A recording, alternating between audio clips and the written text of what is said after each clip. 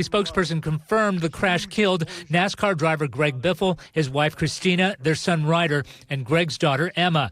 Biffle's assistant Craig Wadsworth was also believed to be killed, along with Dennis Dutton and his son Jack Dutton. I can't put myself in their shoes and come up with any words that describe the families that we've been in contact with today and what they're feeling and what they're experiencing. Biffle won 19 races, competing in NASCAR's Cup Series from 2002 to 2016, his first Cup race at the California Speedway in Fontana.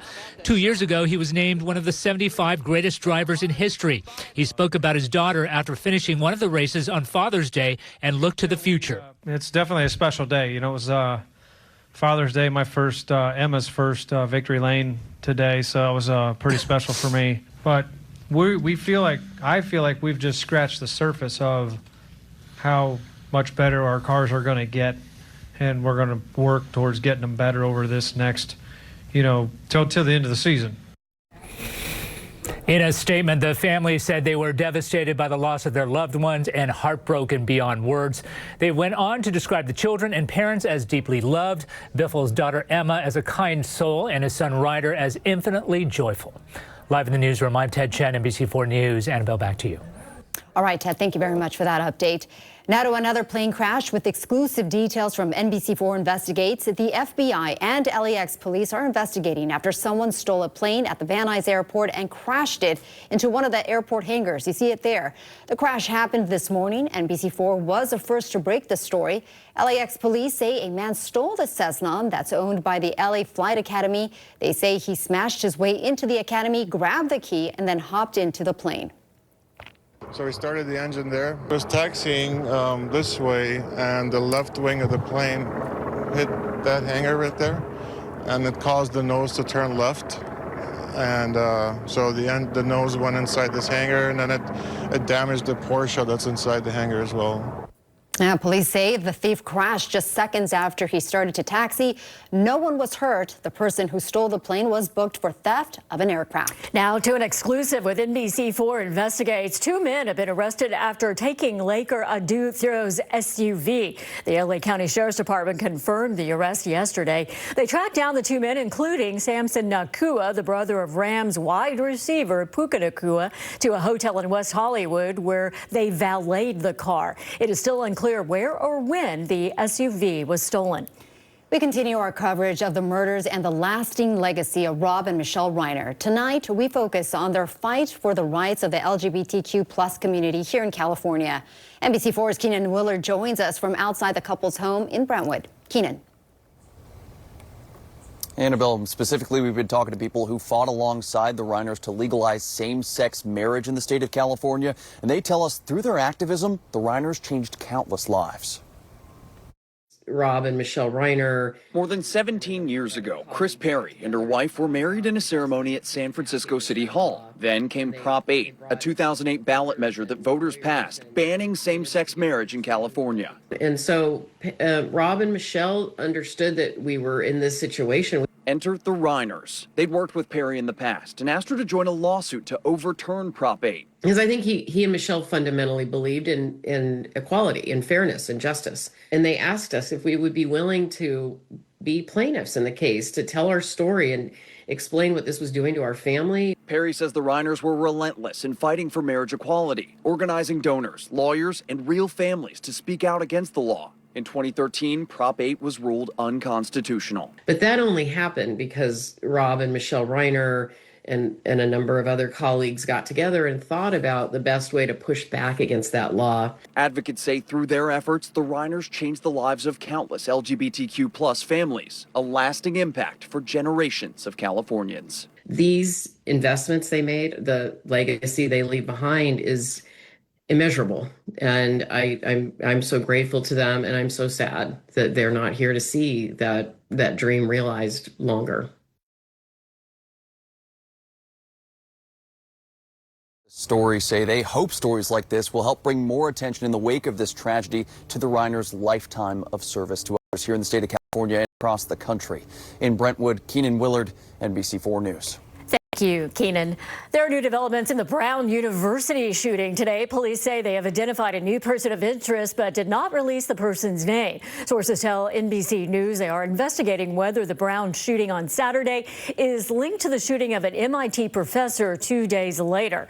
47-year-old Nuno Loureiro was killed inside his Massachusetts home Monday night. Authorities are looking into whether the same rental car was seen near the scene of both crimes.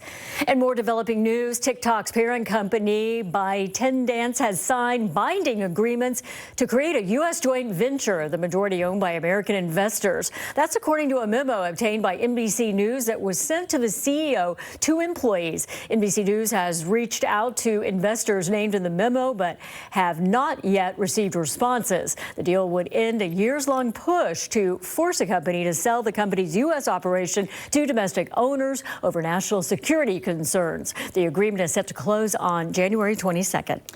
Today, President Trump signed an executive order to fast-track the reclassification of marijuana as a less dangerous drug.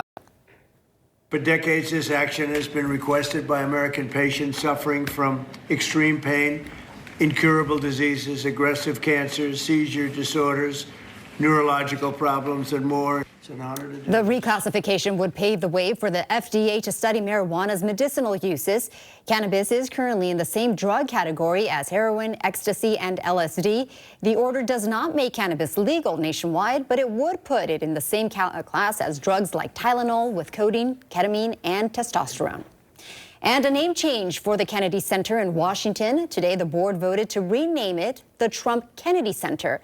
White House Press Secretary Caroline Leavitt made the announcement on X. The news led to backlash from some members of the Kennedy family who suggested the change might not be lawful. In February, President Donald Trump fired members of the center's board and installed himself as chair. News Chopper 4 caught up with a pursuit that ended in Burbank this afternoon. The driver in a gold Toyota Corolla was wanted for blowing past a traffic break in the Santa Clarita area. CHP chased him on the 14 and 5 freeways before the driver made his way to Burbank.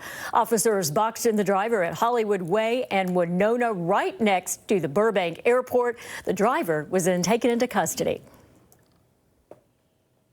Well, in honor of Home Alone's 35th anniversary, a giant gingerbread house inspired by the iconic McAllister home has popped up in Hollywood. Take a look at this. Disney Plus and Hulu teamed up to break the Guinness World Record for the world's largest gingerbread house. It measures more than 25 feet tall. This house behind us, it's literally made of 4,000 pieces of gingerbread. It's incredible, but please do not eat it. Do not eat it. You can smell it, you can enjoy the environment, and just like really feel the magic of the holiday season. But yes, don't eat it. The house is located on the corner of Hollywood and Vine and will be open to the public tonight and tomorrow. All right, let's take you outside as we turn our attention to the weather now. Beautiful sunset as we look at a picture from News Chopper 4 live over Cerritos. Meteorologist Melissa McGee here with a look at your first alert forecast. Kathy, so many pretty colors in the sky at this hour. In fact, I want to show you the picture outside as we're looking live from our Mount Wilson camera. The city lights below here on this Thursday. Let's talk about the temperatures because it was warmer this afternoon. Currently for the Burbank area, we're coming in at 78 degrees. Compared to this time yesterday, it is 3 degrees warmer. As we head inland, numbers are still mild in the middle and lower 70s, 75 for areas in Ontario, 73 in Riverside, cooling down to 62. It's chilly close to the airport, LAX, and 72 degrees there in Thousand Oaks. Satellite and radar showing you the overall picture. We've got this ridge of high pressure that really hasn't moved much the past few days. This is dominant. It will stay dominant as we head into our Friday, even though numbers do come down just a little bit. So overall, it's all about the ridge of high pressure. That changes. You can see the Pacific Northwest dealing with a lot of rain and snow and the stream of moisture down in the Pacific. This is an atmospheric river. And once we get into next week, this atmospheric river actually moves down to the south and impacts our region. So we'll talk about what we can expect here this weekend. Onshore flow develops, so temperatures slowly cool. And then Christmas week, I am tracking the first winter storm of the season. We're watching Tuesday, Wednesday specifically, and Thursday. That's Christmas Eve, Christmas Day. It's too warm for snow, but this is mostly rain across our region. So we'll go over what we know right now coming up with your first alert forecast.